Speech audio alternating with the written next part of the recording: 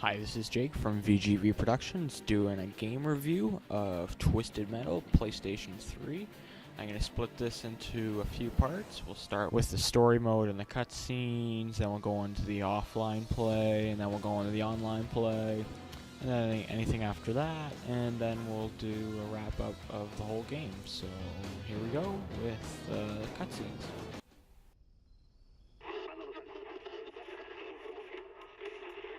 So, I've already played the game before, like 3-4 times now, and I've seen all the cutscenes, and I've liked what they've done this year. Like they've done it past, like right in the beginning with the live action.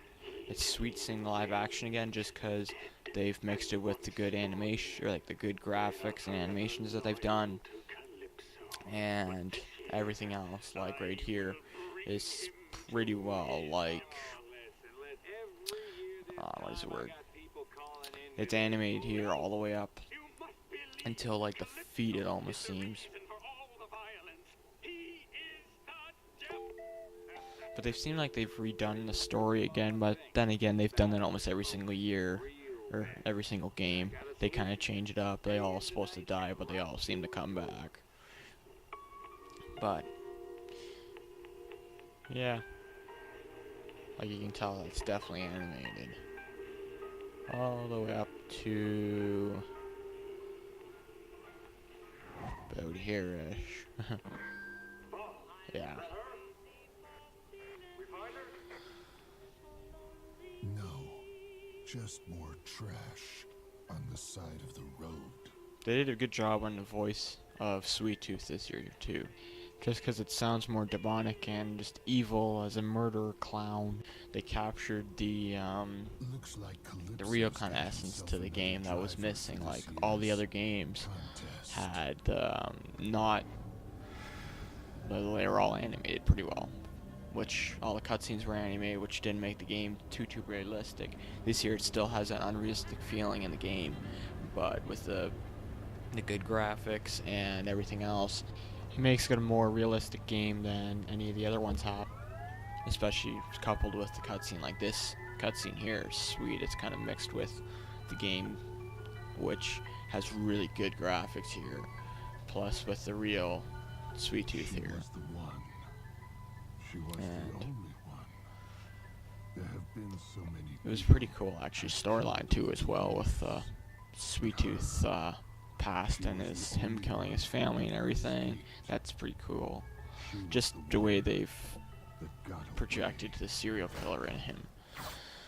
Another thing I like is the helpers that you have, like your second people. It helps in the game. It just makes it easier, because you wouldn't think there'd be so many weapons on these machines pretty well, but there's like 8 to 9, I think. And yeah, but that's going to talk about in the offline gameplay. But cutscenes, otherwise, there's not too terribly much to talk about other than they can be a little cheesy though. But otherwise, still pretty cool. But, oh well. Anyway, I think I'm gonna head on to the next part of the game, the actual story mode part of it. That I almost caught her. And the story mode, the only thing really hugely different with it is they've eliminated the 14 character pretty well. Like these have 14 to 10 characters in the game, with stories and everything. Well, 3 different cutscenes, I'm pretty sure, or at least 2 cutscenes they had. And now they're just down to the 3 with the Sweet Tooth, Dollface, and Mr. Grimm, which I got no problem with. It made it more, well, with the amount of like what's called live action thing they had to do, all the editing, just how long it took them. I could see why it would take longer to build the game, and they only made the 3 of them. Plus, heck, the next Twisted Metal they can have maybe another one in there. Who knows? Either way, with I like the 3 either way. Just the 3 different ones, which they more focused on. They made it just more believable, more or less. Just also with coupled with the really good cutscenes. Otherwise, the only thing I really didn't like was really the racing part of the story mode. They were kind of annoying, but after you do it, it's not too hard, but it's still really annoying to do. But other than that, most of the other modes were really easy and fun to do, really. I had no problems with it. But it was just fun. It took me years of screaming. Story mode otherwise, though, it was quick. It's hard though. Like, they've sold, instead of having the 4 different difficulties, they only have the 3 different difficulties, and the first one's easy just because you can, if you die, it's like a checkpoint.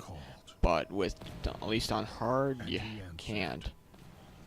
You have to restart from the whole back, which really just pisses you off. Especially when you're like done like 20 minutes of gaming and you're like, But otherwise, fun game, fun story mode, and just really in-depth story mode really well. It really captures you into the whole game really well. Seeing as like the other ones you didn't, just because there were so many of them, you couldn't grasp into just the one character. With these ones, I really grasped into just the Sweet Tooth character, just because he's such an odd character, like everybody else, I think.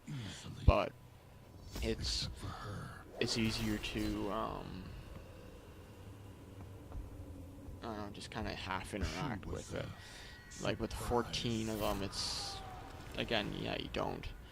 It's 14 different characters. It's hard to not really relate, but just have a favorite character there, and it's just, they're not even in depth really, they're just kind of open characters really, like you don't really know their background or anything. This one, there's really more background and everything, which really is awesome. But this will be the end for the story part, and I'll go on to the gameplay part of the thing. Review. You can't hide from daddy. Oh, I love that. That is so funny. And we'll just get right into it. It's just the gameplay of it. It's similar to pretty well all the other games, like the other games, but they've added the feel of like most of it. When you looked at the other cars in the game that were just the pedestrian cars, whatever, they were tinier even compared to like Crimson Fury and them. Now all the cars are more or less to scale, and it's a little bit. The scale of the game is better, which I think was one of the problems with it. It was just overscaled too much. It just never felt right. Now they feel awesome. Gameplay-wise, it plays awesome. The targeting could be a little bit better, but other than that, it's pretty sick. Like, they've added some sweet new things. Like, I love this sniper rifle here. So easy to get just kills.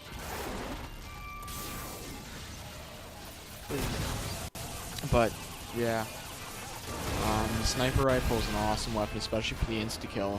It pisses people off online, most likely. But yeah, it's a nice one. They've upped the remote bomb is awesome. Just how it gains power as you wait, as you can see right there. Like the double specials that people have. Like I have the sweet bot here, which I just kind of ran away with. But it's just sweet what they've added.